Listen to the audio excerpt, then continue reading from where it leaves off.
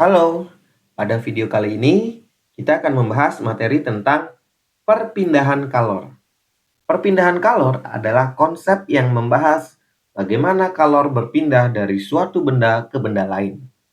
Kemungkinannya, perpindahan kalor biasanya terjadi dalam 3 kemungkinan pola, yaitu adalah konduksi, konveksi, dan radiasi.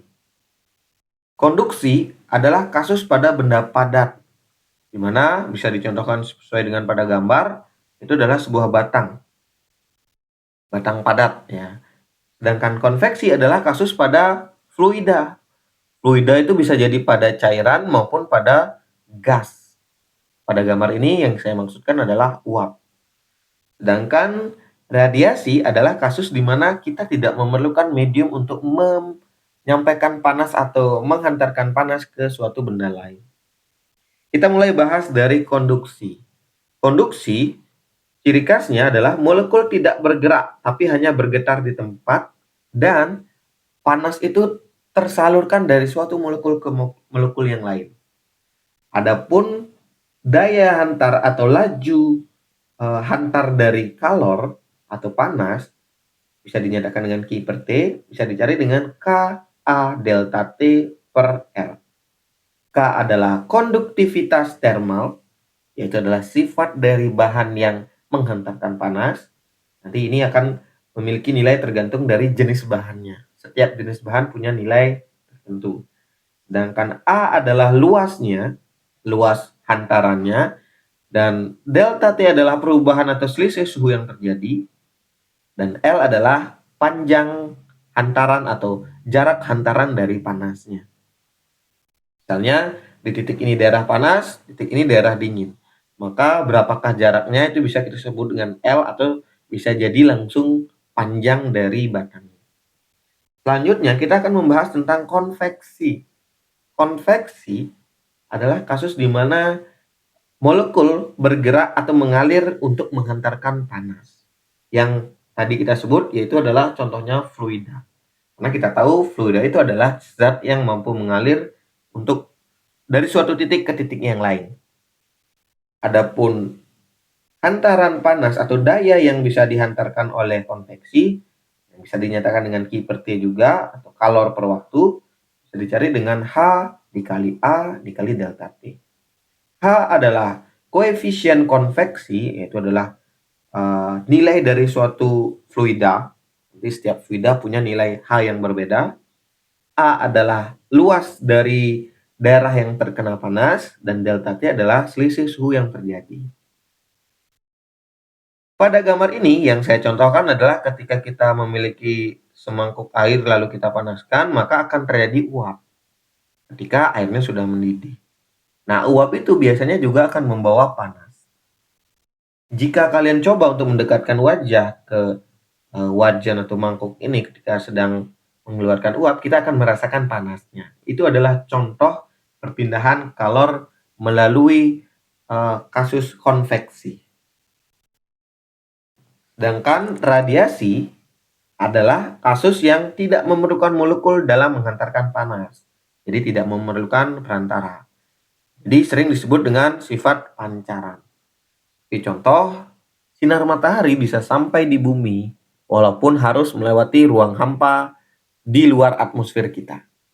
Adapun daya hantaran panas dari radiasi itu terjadi dengan bisa dihitung dengan H sama dengan Q per T seperti biasa. H itu daya hantar, Q adalah Q adalah kalor, dan T adalah waktu. Berapa sih kalor yang dibawakan setiap waktu gitu. Itu dapat dicari dengan E dikali tau dikali A dikali T pangkat 4. E adalah koefisien emisivitas bahan. Ini bisa dinyatakan dengan hitam atau putihnya suatu bahan. Jika dia nilainya 1 berarti dia hitam pekat. Sedangkan ketika dia putih bernilai 0. Jika ada di antara hitam dan putih maka dia ada di 0, sekian. Jadi ini tergantung dari warna bahan. Sedangkan tau ini adalah konstanta Boltzmann dengan nilai tertentu yang sebentar akan saya sampaikan.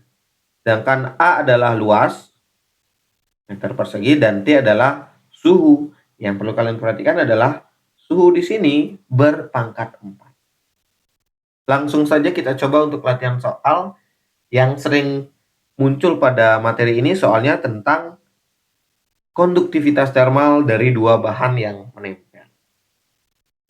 Kita mulai baca soal ini. Dua batang P dan Q mempunyai ukuran yang sama, tetapi bahannya berbeda menempel satu sama lain seperti pada gambar P dan Q ya. Suhu P mula-mula 20 derajat Celcius. Ini 20 derajat Celcius, dan suhu Q mula-mula 60 derajat Celcius.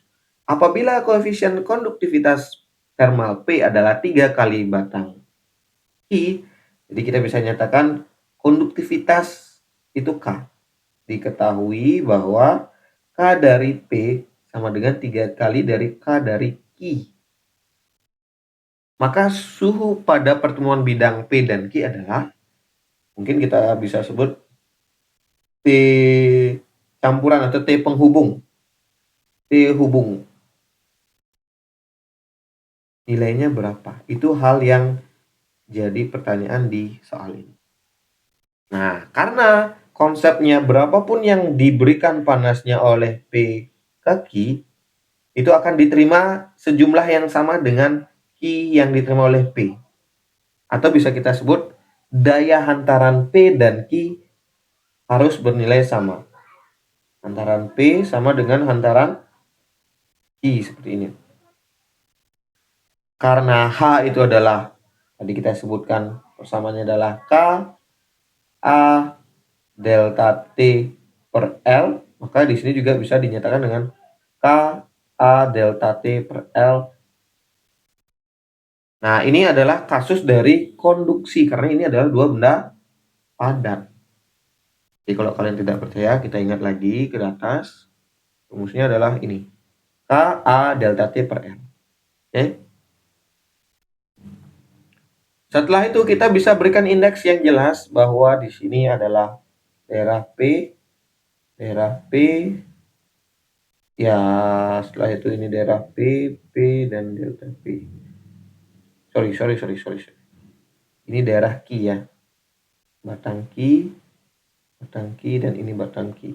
Kebetulan panjangnya kan sama, ukurannya sama, berarti nilai A dari kedua batang ini sama, tidak perlu kita rincikan ya. Dan ada hal lain yang mungkin kita ketahui, belum ada ya. Mungkin kita lanjutkan dulu, menyelesaikan persamaan. Diketahui KP 3 kali kaki, bisa kita ganti, KP-nya bisa diganti dengan 3 kaki, dan delta TP adalah T akhir kurangi T dari P, sama dengan kaki T akhir dikurangi dengan TQ. Nah, ada hal yang lupa saya jelaskan di awal, bahwa konsep ini mirip dengan asas Black. Karena mirip dengan asas Black, maka di persamaan ini akan muncul salah satunya harus ada negatif. Ketika ini negatif, ini juga negatif, maka nanti nilai negatif ini bisa membalikkan nilai yang ada di dalam ini. Coba kita masukkan, atau kita coret dulu kakinya nilainya sama. Nah, ini jadinya 3 TP dikurangi T akhir, maksudnya ya, akhir ya. Ini ketika masuk ke sini akan terbalik, sama dengan T akhir dikurangi TQ. Tinggal kita masukkan angka-angka yang kita ketahui. TP 20 dan TQ 60. 3 kali 20 minus T akhir sama dengan T akhir dikurangi TQ-nya tadi berapa ya? 60. Nah, maka mungkin kita kali masuk dulu ini, jadinya 60 dikurangi TAK sama dengan TAK kurangi 60. Nah, setelah itu kita jadikan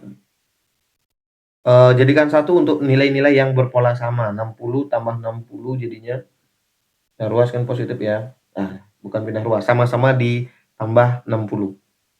Dan TAK pindah sini jadinya 4 TAK. Maka ini 120 sama dengan 4 DAK. DAK adalah 120 per 4 yang nilainya 30 derajat Celcius. Kembali lagi kita bisa cek jika di sini 20, di sini 60, di sini harus angka yang di antara mereka. Angka yang ada di antara mereka atau suhu yang ada di antara mereka. Kebetulan nilainya 30 berarti jawaban kita kemungkinan besar benar atau pasti benar. Baik, mungkin sekian dulu untuk video kali ini. Saya tutup dengan terima kasih.